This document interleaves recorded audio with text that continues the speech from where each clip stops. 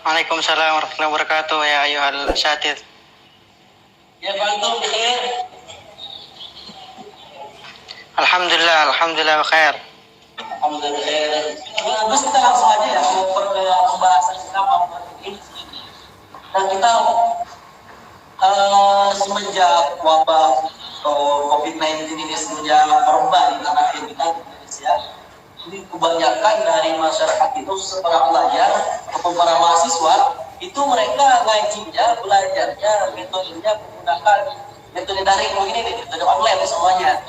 Nah, dalam metode online seperti ini nih, kita mau pertanyakan gimana status keguruannya, sanad keguruannya. Nah, mohon dijelaskan. Itu yang kita lebih mesti ya. Jadi ada dua hal yang sebenarnya kita malam hari ini kita bahas. Yang pertama adalah bagaimana status hukumnya atau status kesadaran keilmuannya bagi orang yang melaksanakan kegiatan seperti ini, pengajian seperti ini, pengajian online seperti ini. Kedua, bagaimana terkait orang yang melakukan atau orang yang berguru kepada internet lah atau Google kita nih. Mohon pencerahannya ya dari Ibu Salih. Silakan. Oke. Assalamualaikum warahmatullahi wabarakatuh. Waalaikumsalam.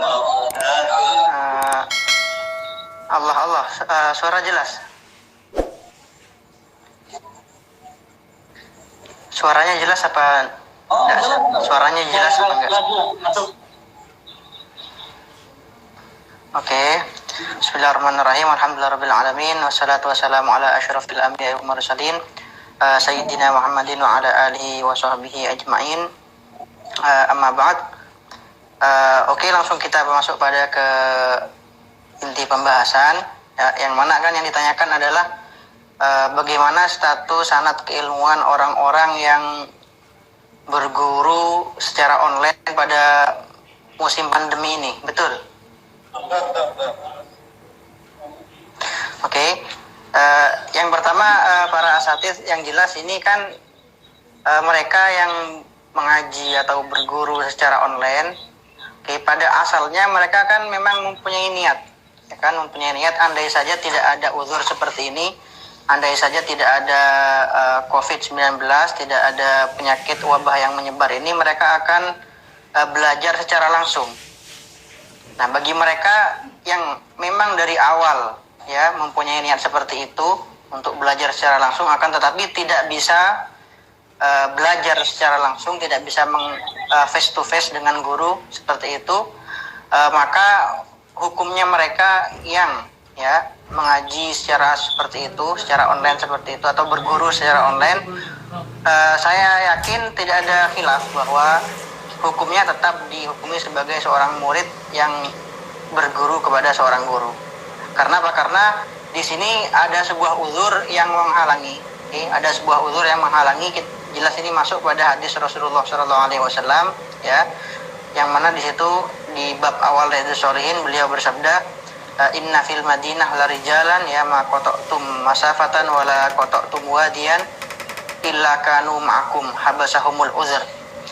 Ya, suatu ketika Rasulullah SAW bersama para sahabat, Rasulullah SAW bersama para sahabat dalam sebuah peperangan, dan Rasulullah berkata kepada mereka, kepada para sahabat, di Madinah ya ada orang-orang yang sekarang di Madinah tidak ikut bersama kita, akan tetapi mereka hadir bersama kita. Akan tetapi hukum mereka ya dihukumi hadir bersama kita. Mengapa? Karena mereka tidak bisa hadir peperangan karena adanya uzur.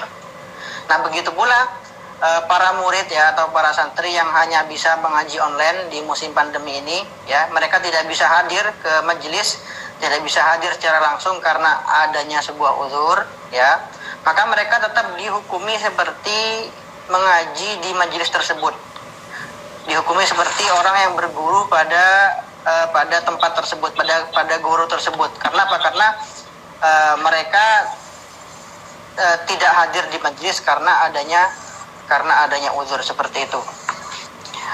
Untuk orang yang memang hanya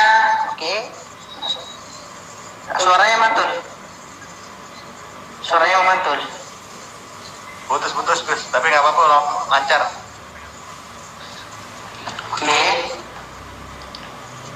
Nyambung Mas, nyambung. Untuk orang yang memang dari awal memang belajar di internet ya, memang mengaji secara online. Ini guru kami Habib Umar bin Hafid pernah ditanya tentang masalah ini, bagaimana hukumnya seseorang yang belajar secara online ya, mengikuti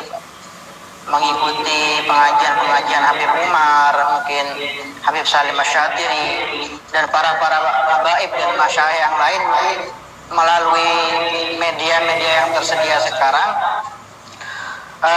Maka jawaban beliau ya, beliau memulai jawaban beliau, at-ta'alluq al-qalbi huwal fasil fi hadzal amr ya. Apakah orang yang hanya berguru secara online atau secara melalui internet ini bisa dihukumi sebagai murid? Jawaban beliau, tergantung hati seseorang tersebut. Jika memang orang tersebut meskipun hanya bisa mengaji melalui online atau melalui tersebut dan memang benar-benar menganggap dia sebagai gurunya, maka itu menurut Habib Umar ya bisa dihukumi sebagai muridnya ya, bisa memiliki sanad keilmuan antara murid dan guru jika memang murid tersebut bersungguh-sungguh di dalam berguru, dalam berta'allum. Itu pertama. Yang kedua, menurut saya sendiri ya, karena saya sendiri memang mempunyai pengalaman berguru kepada seseorang melalui media-media ini, saya sering menulis di Instagram saya tentang Syekh Muhammad Said Ramadan Al-Buti. Beliau saya belum pernah bertemu beliau ya, akan tetapi saya menganggap beliau sebagai guru karena saya dari dulu mengikuti kajian-kajian beliau melalui MP3 atau saya baca karya-karya beliau atau melalui video-video pengajian beliau. Dan yang penting di sini ya, menurut saya menganggap beliau sebagai guru saya ya. Tidak penting apakah beliau mengakui saya sebagai murid atau tidak. Itu perkara yang tidak bisa kita nalar ya, tidak bisa kita tebak apakah seseorang mengakui kita sebagai murid atau tidak. Yang penting menurut saya kemanfaatan suatu ilmu ya itu bisa didapatkan ketika seorang murid benar-benar mentakzim muridnya sebagai seorang guru. Seperti itu. Pertanyaan nomor 2, untuk pertanyaan nomor 2, apakah boleh belajar melalui Google seperti itu? Jelas? Oke. Jawaban saya boleh ya, boleh jelas karena memang Google, YouTube atau media-media yang lain itu memang adalah sarana yang kita miliki di zaman sekarang ya. Menurut saya media-media ini merupakan anugerah yang diberikan oleh Allah Subhanahu wa taala kepada orang di zaman sekarang. Oke, karena memang dulu ketika kita ketahui salah seorang sahabat bernama Abdullah bin Anis bahkan pernah menempuh perjalanan 2 bulan hanya untuk mencari satu hadis saja. Akan tetapi sekarang kita alhamdulillah punya media-media seperti Maktabah Syamilah atau Google ya, yang mana dengannya untuk mencari satu hadis atau ribuan hadis kita bisa lakukan secara mudah. Juga misalkan dulu ketika para kiai, para ulama zaman dahulu menempuh perjalanan berhari-hari untuk mendapatkan satu kitab, akan tetapi alhamdulillah di zaman sekarang tersedia media-media seperti Maktabah Syamilah dan media-media yang lain yang alhamdulillah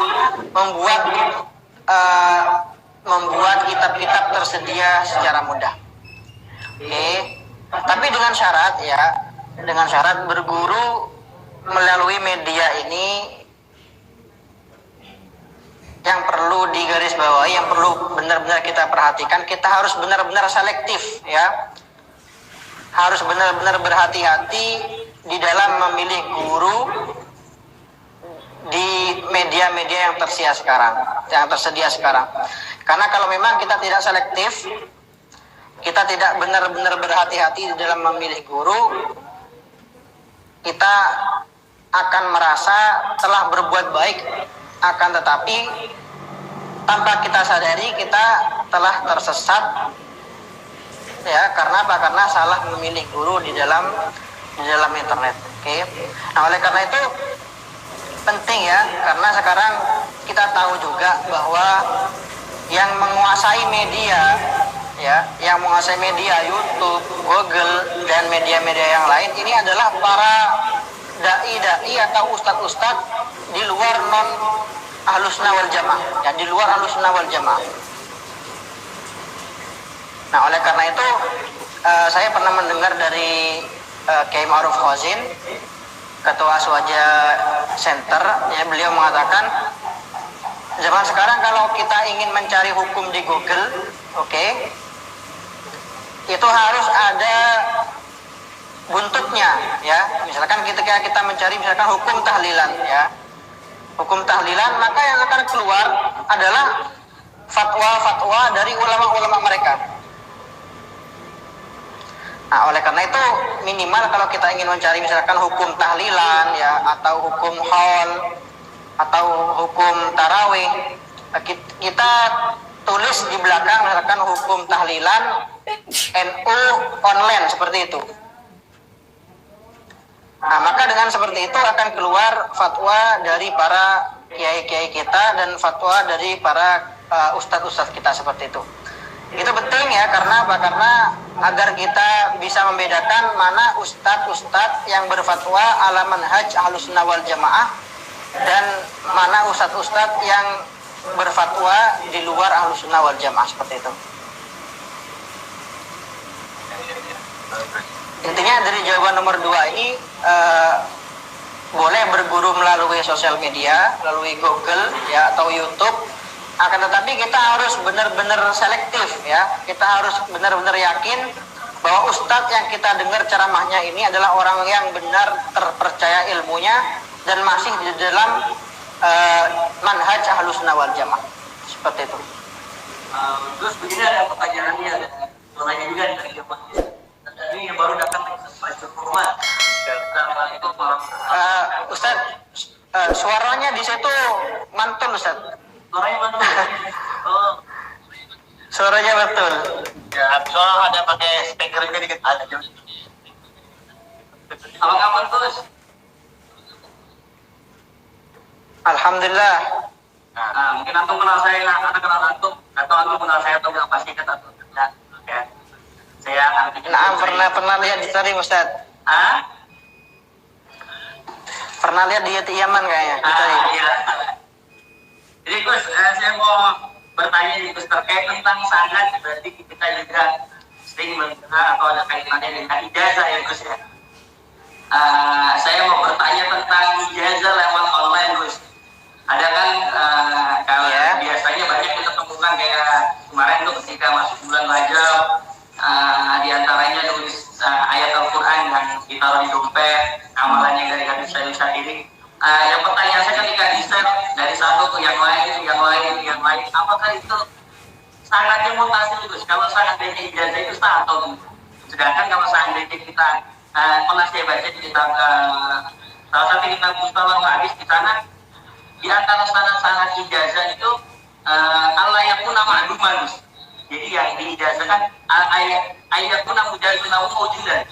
Yang diijazahkan itu ada. Sedangkan kalau seandainya yang diijazahkan kalau kita bacakan artinya kan yang mengijazahkan tidak tertuju kepada siapa. Itu pertanyaan saya Gus. Oke. Jadi untuk ijazah yang disebarkan di internet, ya, atau di media-media, itu memang tergantung dari mujiznya. Tergantung apa niat dari orang yang mengijazahkan. Apakah memang ijazah tersebut diijazahkan secara umum atau hanya ditentukan untuk kalangan tertentu.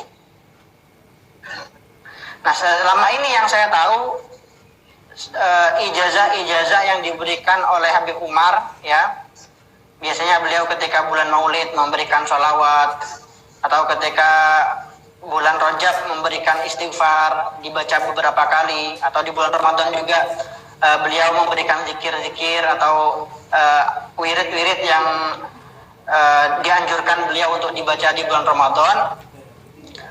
Itu memang beliau tujukan untuk umum. Memang beliau ijazahkan secara umum. Nah, oleh karena itu jika memang sifatnya seperti itu, ya, sebuah wirid atau sebuah zikir yang diijazahkan seorang syekh, seorang guru secara umum, ya, itu boleh diamalkan oleh siapa saja, seperti itu. Berarti memang kalau kita menemukan satu amalan, ya, suatu amalan di internet, suatu amalan di Facebook atau di Instagram, itu kita tanyakan dulu apakah amalan ini diijazahkan secara umum atau tidak. Kira-kira ada rujukan khusus Gus yang mungkin ya bisa kita jadi sebagai pegangan gitu untuk memperluas kalau jika ada yang bertanya kan kita akan menyampaikan. Jadi kan yang lebih enaknya ketika kita memiliki pegangan sebuah dalil, sebuah hujah, sehingga nanti apa yang kita ucapkan berlandas gitu, memiliki landasan yang kuat. Oke. Untuk dalil, ya, untuk dalilnya ada, saya pernah membaca dalam satu kitab, tapi sekarang belum, ya, mas tahdurna fi hadzal waqt, tamam? Ya. Oke, ini pernah saya baca dalam satu kitab. Nanti insya Allah akan saya kirim habis ini, ya. Saya post habis ini insya Allah. Oke, siap, Gus. Sebenarnya untuk mengamalkan suatu zikir, ya, atau mengamalkan suatu wirid, itu tidak harus melalui ijazah, ya. Tidak semuanya harus melalui ijazah. Misal seperti Wirdul Latif, seperti Wirdul Latifnya Imam Haddad. Untuk mengamalkannya, apakah di situ harus mendapatkan ijazah? Nah, itu tidak, ya. Mengapa? Karena pada asalnya, ya, wirid-wirid yang ada pada Wirdul Latif itu adalah wirid yang diajarkan oleh Rasulullah SAW, ya, azkar ma'thurah atau aurat ma'thurah, ya.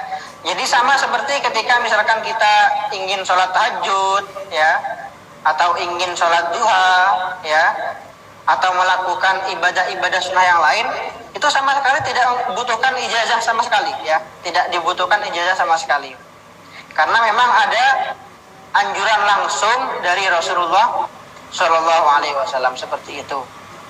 Nah, adapun wirid-wirid, ya, seperti wirid-wirid thariqah, ya, atau wirid-wirid satu aliran tertentu, misalkan wirid-wirid Syadziliyah atau wirid-wirid Naqsyabandiyah, ya, itu memang ada sebagian yang diharuskan ada ijazahnya. Diharuskan ada ijazahnya sehingga seseorang tidak boleh mengamalkan kecuali dengan memakai ijazah seperti itu. Jadi seperti Wirdul Latif tadi, ya, andaikan memang ada menerima ijazah terlebih dahulu, itu tidak ada larangan untuk mengamalkannya seperti itu.